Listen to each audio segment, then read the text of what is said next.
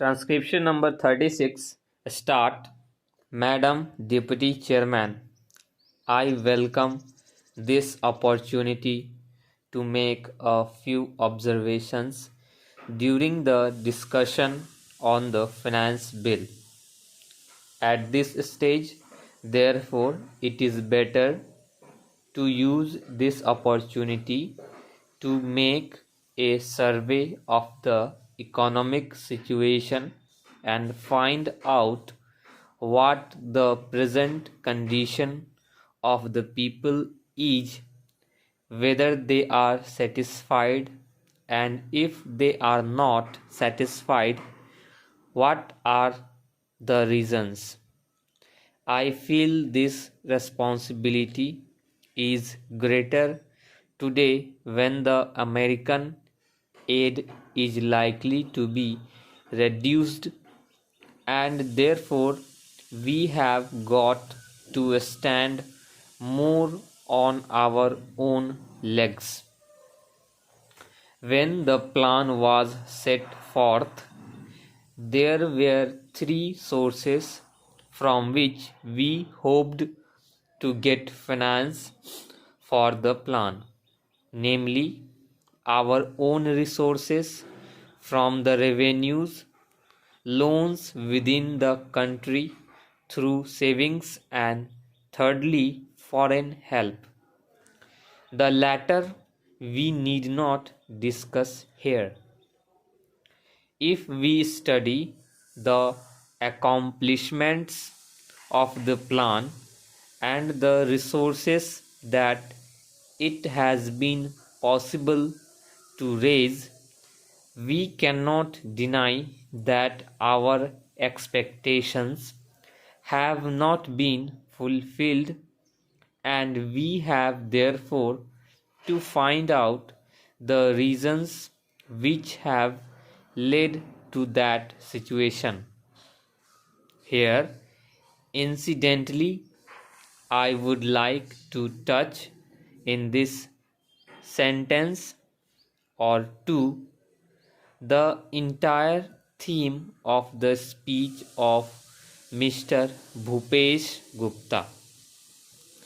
It is very easy to say this should be done or this could have been done from the opposition point of view, but I would like to ask him a question and he can reply to it later in some other speech, whether in Russia it would be possible for anybody not in the debate in the parliament but even outside to utter a single sentence against the government policy.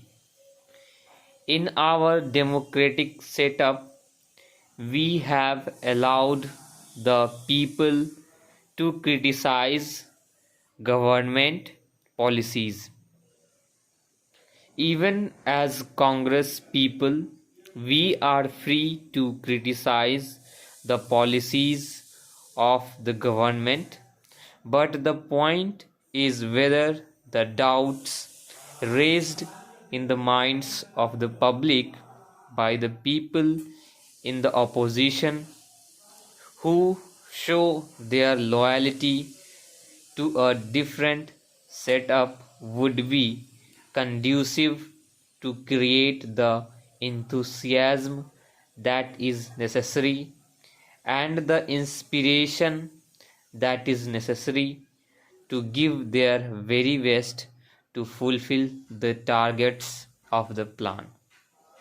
This planned economy is really not a thing that will go successfully hand in hand with a democratic setup unless some other things are there, and they are the inculcation of a national spirit, giving of proper national education to develop a national outlook.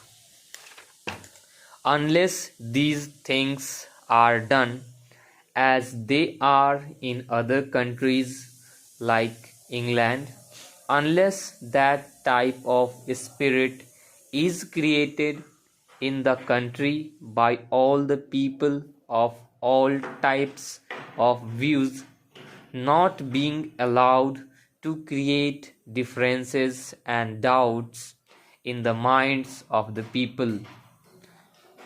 We cannot, in a democratic setup, have the success which we want, and we cannot fulfill our promises to the people. Without going further into that aspect, which really came to my mind as a result of the long speech of Mr. Bhupesh Gupta, I would like to make a few suggestions so that a proper attitude towards giving of one's best to the plan and to raise the national economy can be developed. I would like to make 3 or 4 points. Firstly, we have to see that we take steps to check corruption at any level, whether it is among the people in the public sector or among the officials.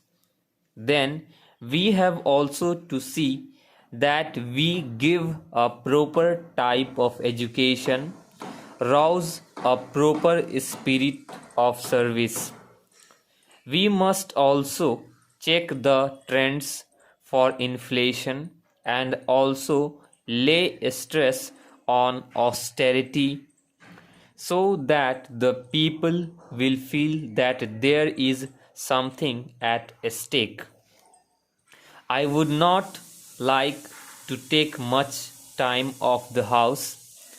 The main problem in our country is the growing population, and in spite of all the efforts that are made to raise the standard of living and raise production, etc., the results are not as easily perceptible as they should have been. That is a separate problem by itself, but in spite of that, it is possible for the government to show better results if the government were to undertake immediately and see that some of the promises that are made, the acts that are passed, and the plans that are drawn up are properly implemented. I have been seeing this lacuna in the present position. Now the government have started a new ministry called the Coordination Ministry. It was very necessary because the plans of the different ministries sometimes were likely to go contrary to each other's aims. I do not want to go into details. For instance, take the question of the promotion of export.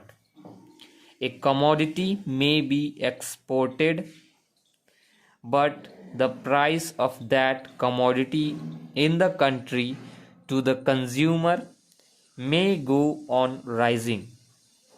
Who is to see to that? Take tea for example. It had to be exported, and nobody was there to see whether there was enough tea for consumption in the country and what was the price at which it was available to the consumer in the past. Stop.